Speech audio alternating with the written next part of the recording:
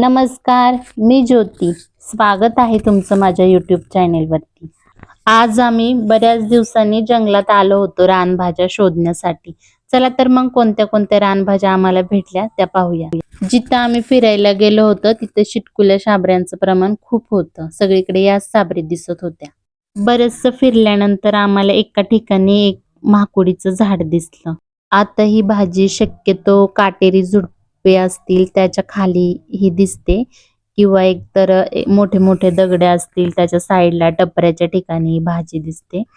आणि ही भाजी एका जागी असं बेंदाड किंवा बेट स्वरूपाची ठिकाणी असते. पण आम्हाला एकच झाड दिसलं होतं. आजी आजोबांच्या काळामध्ये खरं तर ही भाजी खूप होती, पण आता उन्हाळ्यामध्ये वणवा पेटतो त्यामध्ये ही भाजी नष्ट होत असल्याचे आपल्याला दिसते. तिथे तर आम्हाला खरं एकाच ठिकाणी हे झाड दिसलं. त्यानंतर आम्ही बरंच पुढे आलो. आता नुकताच पाऊस झालाय त्यामुळं छोटे छोटे करटुलीचे वेल फुटले होते.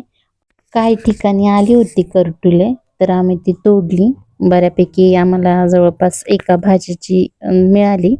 आता कारण जस्ट पाऊस झाल्यामुळं करटुलीची वेल काही जास्त वाढले नाही, त्यामुळे इतकी करटुली नव्हती. जेवढी होती तेवढी आम्ही गोळा केली.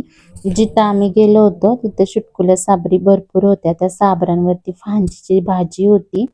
मग एका ठिकाणी आम्ही फांजीची भाजी पण गोळा केली.